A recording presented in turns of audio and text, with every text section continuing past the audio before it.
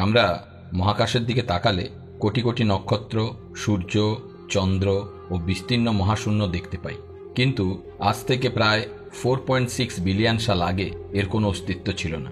আমাদের মহাবিশ্ব সৃষ্টি হওয়ার শুরুতে না ছিল সময়, না ছিল কোনো কিছু। হঠাৎ করে অজানা কোনো কারণে আলোর একটি ছোট্ট বিন্দুর প্রকাশ ঘটে, যেটা অসীম গরম ছিল, আর এই ক্ষুদ্র ফায়ারবলের ভেতরেই ছিল আমাদের পুরো ইউনিভার্স। এটি আক্ষরিক অর্থে মহাজাগতিক সময়ের শুরু ছিল। এই মুহূর্তকেই বিগ ব্যাং নামে আখ্যা দেন বিজ্ঞানীরা। জন্ম হয় ইউনিভার্সের। আমাদের নবজাতক ইউনিভার্সটি অল ডাইরেকশনে প্রসারিত হতে শুরু করে এবং পিওর এনার্জিকে পার্টিকেলস অব ম্যাটারে পরিবর্তিত করছিল। কিন্তু এখানে একটা সমস্যা ছিল, মহাবিশ্বে ম্যাটার ও অ্যান্টি ম্যাটারের সৃষ্টি করে, আর এই ছোট ছোট সাব পার্টিকেলস থেকে জন্ম হয় প্রোটন, নিউট্রন, ইলেকট্রনের।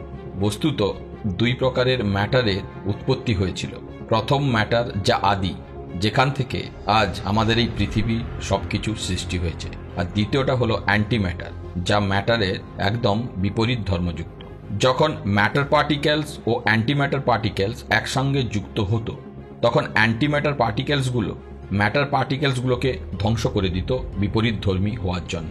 কিন্তু অ্যান্টি ম্যাটারের থেকে ম্যাটার পার্টিকেলস বেশি থাকার কারণে ম্যাটার পার্টিকেলস অস্তিত্বে টিকে থাকে। এই ম্যাটার পার্টিকেলসের বিস্ফোরণের পর তারা, গ্রহ সহ সোলার সিস্টেম উৎপত্তি হয়। বিস্ফোরণের পর ধীরে ধীরে সবকিছু ঠান্ডা হতে শুরু করে।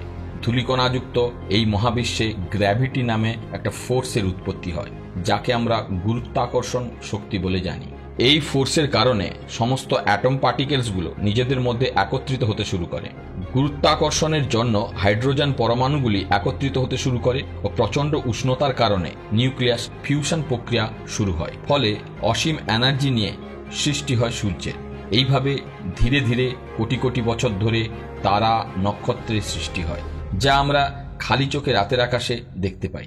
তারাগুলো গুরুত্বাকর্ষণ বলের প্রভাবে যে যার নির্দিষ্ট কক্ষপথে অবস্থান করতে থাকে। গ্রহসমূহের এই অবস্থানকে গ্যালাক্সি বলে। এরকম কয়েক লক্ষ কোটি গ্যালাক্সির অবস্থানসমূহকে বলা হয় আকাশগঙ্গা। এই আকাশগঙ্গার মধ্যে আমাদের পৃথিবী যে গ্যালাক্সিতে অবস্থান করে তার নাম মিল্কি ওয়ে গ্যালাক্সি।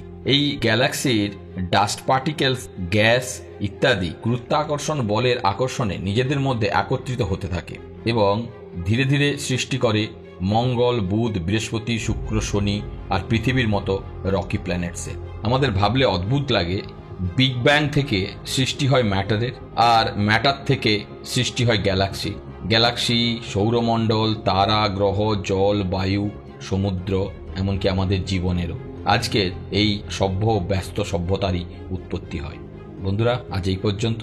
যদি আমার এই ভিডিওটি ভালো লেগে থাকে তবে আপনাদের সাবস্ক্রিপশন লিস্টে আমার এই চ্যানেলটাকে যোগ করতে ভুলবেন না। আবার দেখা হবে পরের ভিডিওতে। নমস্কার।